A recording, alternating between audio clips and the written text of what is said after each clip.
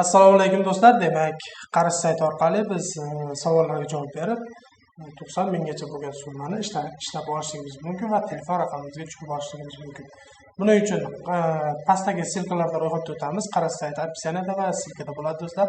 Demak, ro'yxatga o'tish bo'yicha bosamiz, elektron pochtani kiritamiz, bu yerga parol takrorlaymiz va kapcha chiqsa kapchani teramiz do'stlar. Buning uchun hozir kirishni bosib olamiz. Bu ro'yxatga o'tib olganimiz uchun demak, kirishni bosamiz. Va mana ko'rishingiz mumkin, biz kirib oldik do'stlar. Mana bu yerda ko'rishingiz mumkin, balansimiz 82.800 so'm va bizga yangi top vazifa kelgan. Demak, mana bu yerda ko'rishingiz mumkin, juda ham ko'p vazifalar bajarganmiz va bu 2022-yil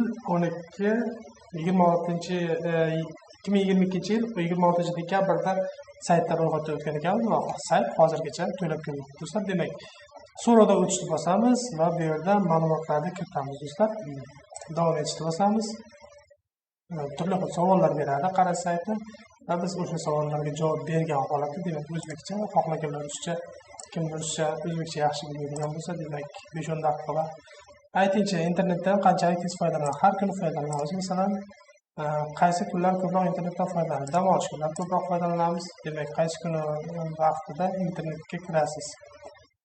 Asosan kech payt kiramiz, undan demak, aytingchi, kunning qancha vaqtda internetda o'tkazasiz? Men biletda 1 soat 3 soatgacha internetda vaqt o'tkazaman. Smartfonda bu yerda yozib internetda quyidagi mahsulotlardan qanchalik tez foydalanasiz? Film, seriallar ko'rish, videolar ko'rish haftada 2-3 marta. Onlayn kurs orqali ko'rib yoki tillarni o'rganish haftada 2-3 marta ham. Demak, internet do'konlaridan oyda 2-3 marta, internetga qiziqarli bo'yicha bilimlar bazasini shakllash, oyda 2-3 marta, sayohat oyda 2-3 marta, auditoriyadan blog yuritirish haftada 2-3 marta, onlayn forumlarda ishtirok etish oyda 2-3 marta va internet orqali do'stlar haftada 2-3 marta.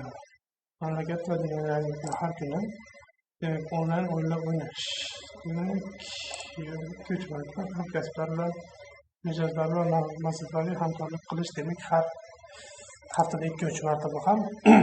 Keyingisini bosamiz. Va mana do'stlar, javoblaringiz uchun rahmat. Yana bir nechta savol qoldi, shular bilan savol.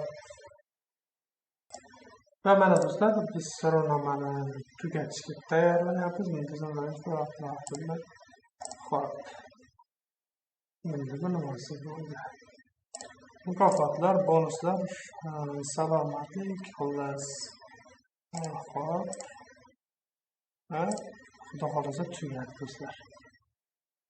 Va mana ko'rishingiz mumkin, pulimiz 84.600 so'm bo'ldi. Bu yerga 5 baho qo'yib qo'yamiz, hech qanaqa ma'lumotlarni bermasdan va mana bu yerda ko'rishingiz mumkin.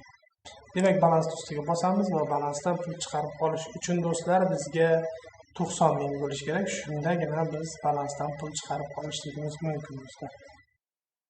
Mablag'larni chiqarib olish uchun arizani bossak, bu yerda ko'rishimiz mumkin. Mablag' chiqarish uchun 90 ming bo'lish kerak va men 2023-yil bu saytdan 95 ming so'm miqdorida pul chiqarib olganman. 100% to'lovda sayt. Hozirgacha to'lab kelmoqda. Ayrim blogerlarni ko'rdim, 100% to'lovda sayt. Demak, bemalol kirib, savollarga javob berib, 2-3 minut vaqt ketkazgan holda kirib pul ishlashingiz mumkin. Bu yerda do'stingizni olib kelganingiz uchun har bir do'st uchun 10 ming so'm beradi do'stlar. Bu yerda qanaqadir o'zining nimalari bor, vazifalari bor. Demak, shu vazifalarni bajargandan so'ng sizga ham 10 ming beradi. Men shuncha odam olib kelganman do'stlar. Bu odamlarda ayrimlari uchun pul bergan va ayrimlari uchun bermagan.